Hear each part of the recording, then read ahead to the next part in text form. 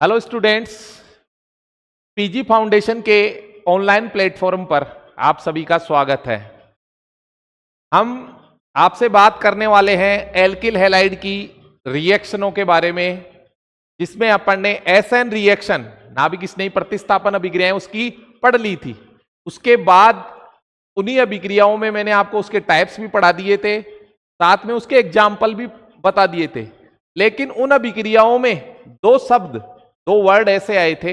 SN1 में आया था रेशमीकरण और SN2 में आया था आपके पास वाल्डन प्रतिपन या प्रतिलोमन। ये दो शब्द आए थे। इन दोनों शब्दों की विवेचना करने के लिए, इनकी व्याख्या करने के लिए, इनको डिस्क्राइब करने के लिए अपन ने एक नया टॉपिक अपना प्रारंभ किया था, जिसका नाम था केमिकल एस्पेक्ट ऑफ स्टीरियो या एसएन रिएक्शन। एसएन रिएक्शन के जो स्टीरियो केमिकल एस्पेक्ट्स हैं, उनके बारे में त्रिविम रासायनिक जो पहलू हैं नाभिक स्नेही प्रतिस्थापन अभिक्रियाओं के, उनके बारे में जानकारी के लिए अपन ने कुछ एक पीपीएल प्लेन पोलराइज्ड लाइट समतल ध्रुवित प्रकाश के बारे में मैंने हल्की सी जानकारी आपको दी थी कि जब किसी साधारण प्रकाश को आप प्रिज्म से, निकोल प्रिज्म से पास करते हैं, तो वो एक ही तल में क्या करता है बेटा, कंपन करते हैं। उसके कण एक ही तल में कंपन करते हैं, इसलिए उसे आप क्या कहते हैं बेटा, समतल ध्रुवित प्रकाश कहते हैं, प्लेन पोलराइज्ड लाइट कहा जाता है। अब उसी से आगे अपन बढ़ते हैं बेटा।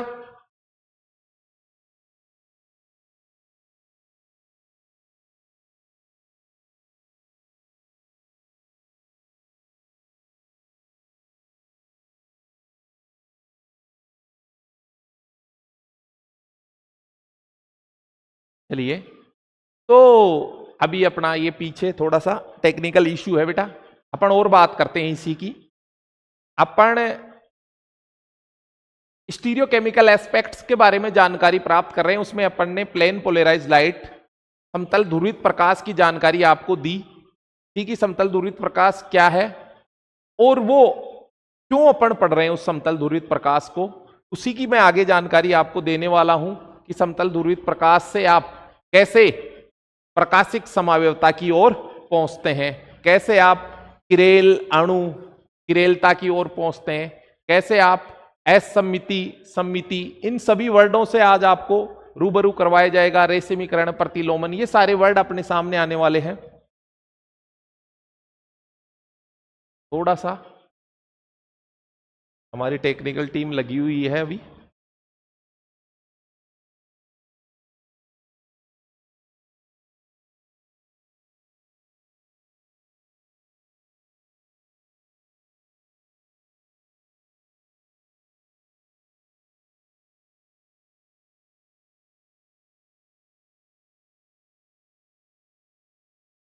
चलिए, तो बात करते हैं आपसे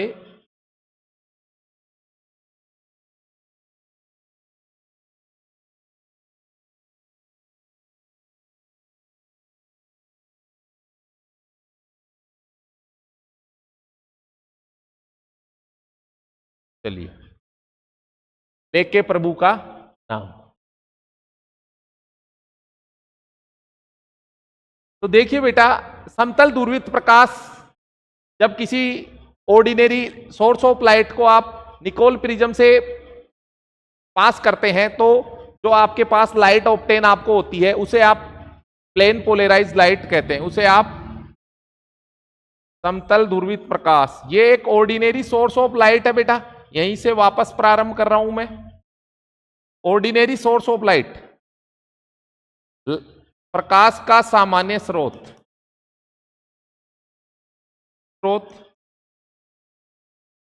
ये प्रकाश का स्रोत है, इससे लाइट गुजरी, लाइट निकली, और इस लाइट को आप एक साइंटिफिक डिवाइस होती है जिसे आप नाम देते हैं बेटा निकोल प्रिज्म। क्या कहते हैं? Nicol prism. ये निकोल प्रिज्म आपकी जो लेबोरेटरीज होती है, लैब होती है, उसमें देखने को आपको मिलता है, कांच की एक डिवाइस होती है। इससे जब आप गुजारते हैं तो आपके पास, जब आप इससे गुजारते हैं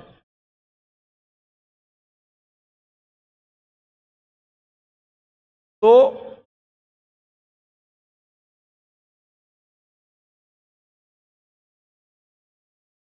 ये लाइट एक ही प्लेन में, एक ही तल में क्या करती है बेटा, लाइट के कण कंपन करते हैं। इसे आप कहते हैं बेटा क्या, PPL, प्लेन पोलराइज्ड लाइट। ये समतल ध्रुवित प्रकाश होता है जब आप ऑर्डिनरी लाइट को उससे पास आउट करते हैं। अब इस समतल ध्रुवित प्रकाश को एक कोई कंपाउंड है, यहां एक कंपाउंड है, कोई कंपाउंड लिया अपन ने, कार्बनिक कंपाउंड लिया कोई भी, उससे इसको पास किया समतल ध्रुवित प्रकाश को, और जब इसको पास करता हूं तो या तो ये इसकी डायरेक्शन इस रूप में कर दे, या तो इसकी डायरेक्शन को ये इस रूप में घड़ी के दिशा में घुमा दे, इस लाइट की डायरेक्शन को, इस लाइट के तल को घड़ी की दिशा में घुमा दे, या फिर मैं कह सकता हूं कि ये इस लाइट को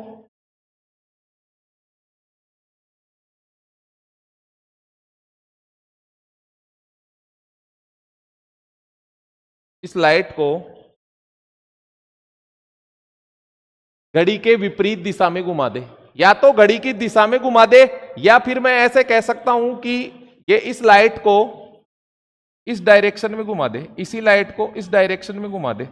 ये इधर घूम रहा है, ये इसको इधर घुमा रहा है।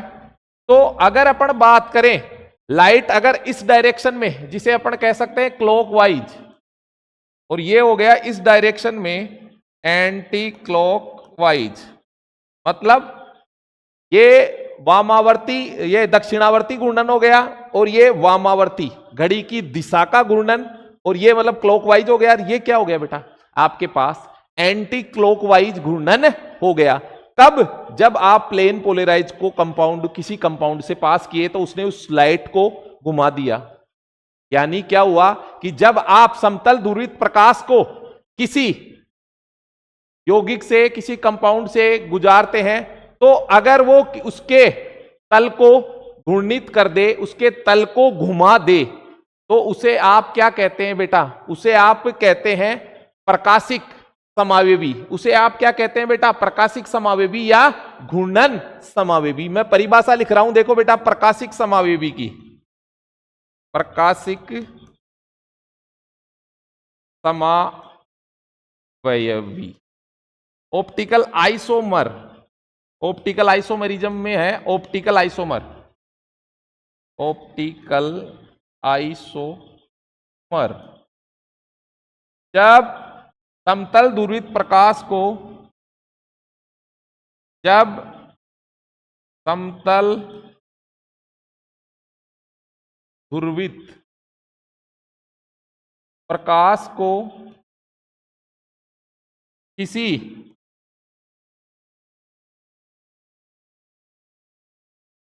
यौगिक से, अब कार्बनिक यौगिक से,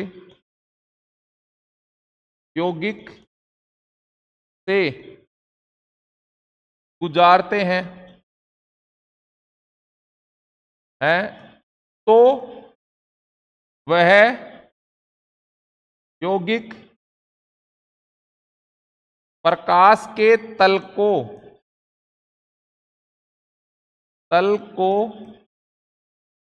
घुमा देता है, किसी भी डायरेक्शन में घुमा देता है, उसे प्रकाशिक समावेवी, उसे प्रकाशिक समावेवी तथा इस परिघटना को प्रकाशिक, इस परिघटना को, इस परिघटना को जब समतल ध्रुवित प्रकाश किसी कार्बनिक यौगिक से गुजारते हैं तो वह यौगिक प्रकाश के तल को घुमा देता है, उसे प्रकाशिक समावेवी, और तथा इस परिघटना को प्रकाशिक समावयवता कहते हैं। यानी क्या हुआ बेटा कि जिस कंपाउंड से आपने इस लाइट को गुजारा पीपीएल को, और अगर लाइट घूम गई इसका मतलब वो जो कंपाउंड है आपका वो क्या है, वो कंपाउंड आपका है प्रकाशिक समावेवी। और इस घटना को क्या कहते हैं आप, प्रकाशिक समावेवता। वो ऑप्टिकल आइसोमर है और इसे ऑप्टिकल आइसोमेरिज्म कहते हैं। वो ऑप्टिकल आइसोमर है और इसे क्या कहते हैं बेटा, ऑप्टिकल आइसोमेरिज्म। आइसोमर और ये ऑप्टिकल आइसोमेरिज्म, मतलब कि ये इसके अंदर से गुजरा इस कंपाउंड से। अगर लाइट किधर भी घूम रही है उससे कोई मतलब नहीं है कि लाइट क्लॉकवाइज जा रही है या लाइट एंटी क्लॉकवाइज जा रही है, उससे कोई सरोकार नहीं है। अगर वो घूम गया तल उसका, इसका मतलब वो कंपाउंड को क्या है बेटा, वो कंपाउंड प्रकाशिक समावेवी है और वो प्रकाशिक समावेवता की परिघटना दर्शाएगा। आगे अपने पास निकल के आते हैं बात कि किस कोण पर घूमता है। तो जिस कोण पर ये तल घूमता है इसे घूर्णन कोण। जिस कोण पर घूर्णन कोण, इस कोण पर यह घूमता है प्रकाश का तल, उसे घूर्णन कोण कहा जाता है। तथा इस कितना घूमता है कि कितने डिग्री घूमा है, कितने डिग्री घूमा है, इसको मापने का यंत्र होता है जिसे कहते हैं घूर्णन मापी, पोलेरीमीटर। घूर्णन मापी, घूर्णन मापी पोलेरीमीटर होता है। उसकी सहायता से इस घूर्णन कोण को मापा जाता है। प्रकाशिक समावेवी घूर्णक, ध्रुवण घूर्णक समावेवी होते हैं कि वो समतल ध्रुवित प्रकाश के तल को घुमा देते हैं, इसलिए उनको ध्रुवण घूर्णक समावेवी भी, और इस परिघटना को दूसरे शब्दों में ध्रुवण घूर्णक समावेवता भी कहते हैं। ये तो आपके पास आपको पता चला कि घूर्णन कोण किसी जिस कोण पे घुमाएगा, अब उसे जिस यंत्र से मापा जाता है उसे नाप दिया जाता है बेटा घूर्णन मापी। उसे क्या कहते हैं आप, घूर्णन मापी पोलेरीमीटर। एक बात और है कि अगर यौगिक समतल ध्रुवित प्रकाश के तल को घड़ी की दिशा में घुमाता है,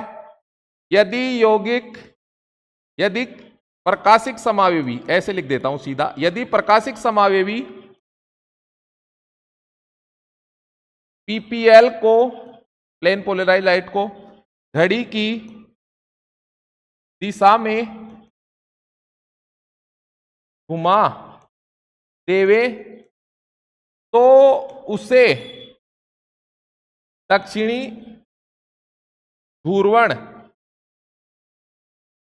ध्रुवण घूर्णक या डेक्स्ट्रो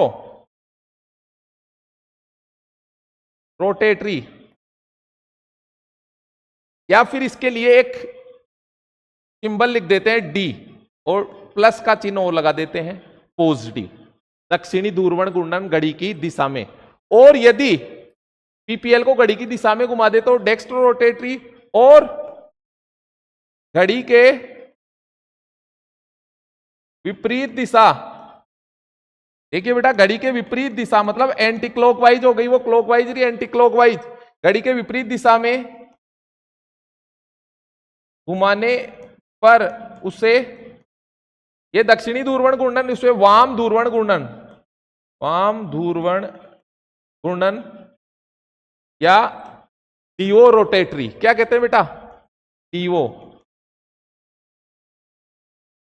रोटेटरी। और इसके लिए वर्ड यूज कर देते हैं एल और नेगेटिव के साथ। एल वर्ड का लियो रोटेटरी और एक्स्ट्रो रोटेटरी, मतलब घड़ी के दिशा में घुमाएगा तो डी रूप बन जाएगा और विपरीत घुमा देगा तो क्या हो जाएगा एल। और डी और एल आपस में, जो छोटा स्मॉल डी और स्मॉल एल है वो आपस में हो गए बेटा प्रकाशिक समावेवी, क्योंकि इनमें समतल ध्रुवित प्रकाश को घुमाने को लेकर ही आप परिवर्तन देखते हैं।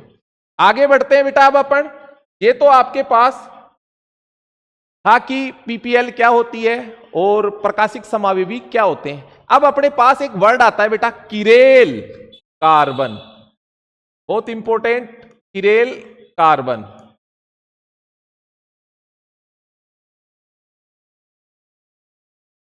Chiral carbon, chiral carbon, chiral carbon, इसे असममित कार्बन भी कहते हैं बेटा, असममित कार्बन या आप इसे त्रिविम जन केंद्र भी कहते हैं, इसके कार्बन को त्रिविम जन केंद्र, त्रिविम जन केंद्र भी कह सकते हैं। इसके कार्बन के जो सेंटर होता है उसको स्टीरियो सेंटर भी कह सकते हैं आप। अब देखो किरेल कार्बन क्या होता है, वो कार्बन, वह कार्बन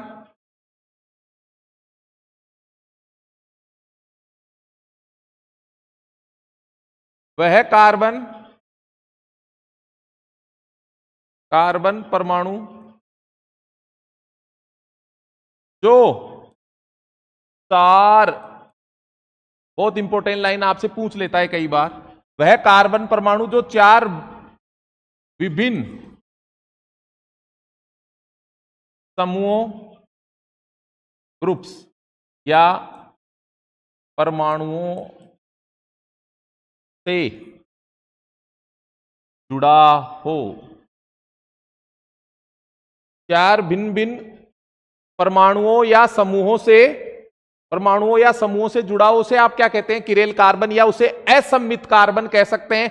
असममित का नॉन सिमेट्रिकल अपन ये कह सकते हैं कि जिसके आप दो बराबर टुकड़े नहीं कर सकते, ऐसी कोई वस्तु, ऐसा कोई यौगिक जिसके आप दो बराबर टुकड़े नहीं कर सकते।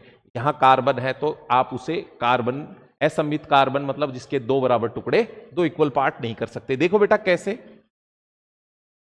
ये कार्बन से एक फ्लोरीन अटैच हो गया, एक क्लोरीन हो गया, एक ब्रोमीन हो गया, और एक क्या हो गया बेटा, आयोडीन हो गया। ये चार अलग अलग कार्बन से जुड़े परमाणु हो गए। इस कार्बन को कहते हैं आप किरेल कार्बन, और स्टार मार्क तारांकित कर देते हैं, इसको तारा लगा देते हैं, और ये क्या कहलाता है आपका, क्या कहलाता है बेटा, किरेल कार्बन।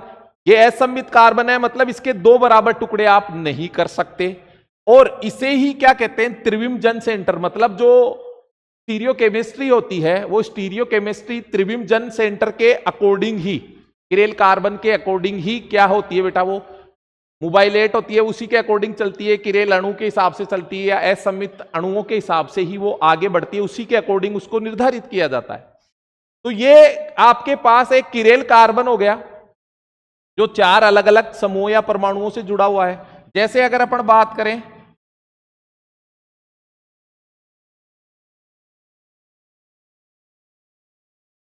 ये आपका लैक्टिक एसिड होता है, जिसमें अगर आप देखेंगे ये जो कार्बन परमाणु है बेटा, ये चार अलग अलग समूहों से जुड़ा हुआ है, इसलिए इसको भी आप क्या कहते हैं बेटा, ये भी क्या है बेटा, किरेल कार्बन। क्या है बेटा, ये भी किरेल कार्बन है, मतलब असममित कार्बन है, इसे त्रिविम जन सेंटर भी कहते हैं। मतलब ऐसा कार्बन जो चार अलग अलग समूहों या परमाणुओं से जुड़ा हो, उसे आप क्या कहते हैं बेटा, उसे आप किरेल कार्बन कहते हैं।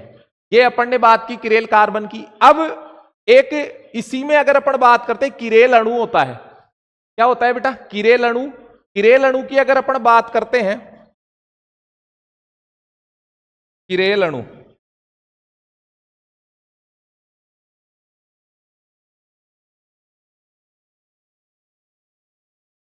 किरेल अणु वे यौगिक या वस्तुएं जिनके दर्पण प्रतिबिंब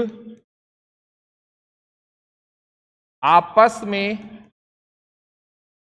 अध्यारोपित नहीं होते हैं, किरेल अणु कहलाते हैं। मतलब जिनके दर्पण प्रतिबिंब आपस में क्या नहीं होते बेटा, अध्यारोपित नहीं होते हैं। जैसे अपना हैंड, ये अपने हाथ हो चाहे पैर हो, ये अंगुलियां जो होती है, अपनी जो हथेली है, ये किरेल होती है। मतलब इसके दो इक्वल डिवाइडेशन आप कहीं से भी नहीं कर सकते, किसी भी एंगल से आप इसके दो बराबर टुकड़े आप इस हाथ के क्या नहीं कर सकते, चाहे पैर के हो चाहे अपने हाथ की अंगुलियां हो, इनको आप इक्वली डिवाइड नहीं कर सकते। नहीं, जैसे मैं बताऊं आपको,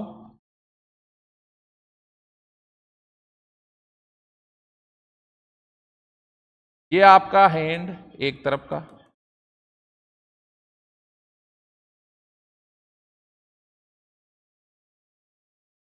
ये दूसरे तरफ का।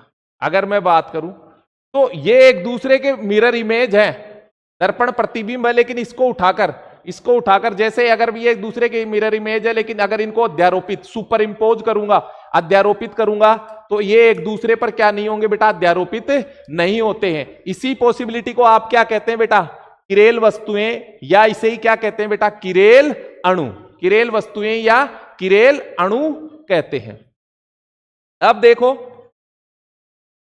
प्रकाशिक समावयवता से जैसे कुछ ऐसे, जैसे ये है कोई वस्तु अपने पास राउंड थी, ये इसका दर्पण प्रतिबिंब है, इसका दर्पण प्रतिबिंब भी क्या है बेटा, इस पे उठाकर इसके ऊपर रख दोगे, ऐसे कैसे आएगा, तो ये क्या हो गया, एक्यूरेल। क्या हो गया बेटा, ये एक्यूरेल हो गया। और ये क्या है आपका किरेल, ये क्या है, ये आपका किरेल हो गया। और ये क्या हो गया बेटा, ये उठा के इसके ऊपर रख दो, ऐसा का ऐसा आ जाएगा, सुपर इंपोसिबल है। जबकि ये एक दूसरे के सुपर इंपोसिबल नहीं है, नहीं हो, देखो ऊपर नीचे नहीं आ रहे, इक्वल नहीं आ रहे, इसीलिए ये सुपर इंपोसिबल नहीं है। जबकि अपनी बॉडी के दो इक्वल पार्ट हो सकते हैं, अपन एक दूसरे के मिरर इमेज हो सकते हैं, लेकिन अपनी बॉडी के इक्वल पार्ट हो सकते हैं, लेकिन हाथ के इक्वल पार्ट, इसकी जो अपने हैंड है, फिंगर वगैरह है, इनकी इक्वल पार्ट्स नहीं हो सकते हैं। तो वो क्या है बेटा, किरेल। जबकि ये जो ज्योमेट्री आपके सामने आपको दिख रही है, ये क्या है बेटा, किरेल। अब अपन बात करते हैं कि बेटा ये अपन ने किरेल और किरेल अपन क्यों पढ़ रहे हैं, इसकी मैं आपको बताऊं। प्रकाशिक समावयवता, जो मैंने अभी कहा आपको कि जो समतल ध्रुवित प्रकाश के तल को घुमा देते हैं, उन्हें आप प्रकाशिक समावयवी कहते हैं। अब प्रकाशिक समावयवता की शर्त होती है बेटा, प्रकाशिक समावयवता की शर्त कि कौन से यौगिक प्रकाशिक समावयवता दर्शाते हैं, कि वही प्रकाशिक समावयवता दर्शाते हैं। एक तो क्या होता है, नॉर्मली में कहते हैं कि उनमें किरेल कार्बन है, किरेल कार्बन हो, या वो खुद किरेल अणु हो, असम्मित हो, किरेल अणु हो, उनमें त्रिविमजन केंद्र उपस्थित हो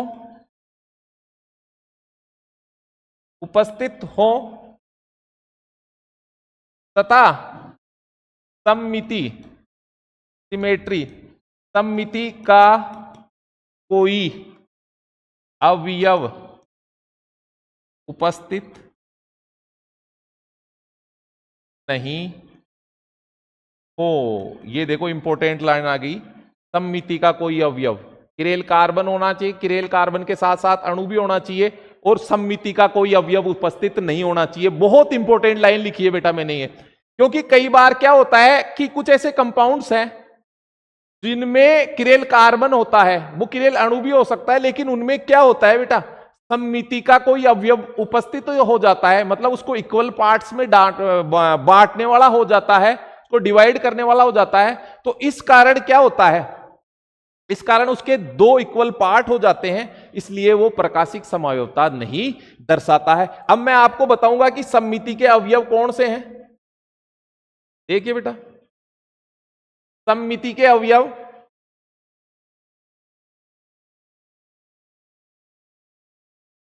के अवयव, ये सममिति के अवयव नॉर्मली अपन तीन मानते हैं, जिनको अपन पढ़ते हैं। इसमें आता है सममिति, सममिति अक्ष,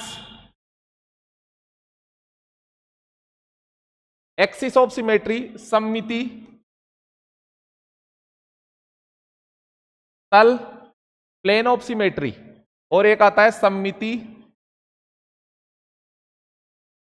केंद्र से सेंटर ऑफ सिमेट्री।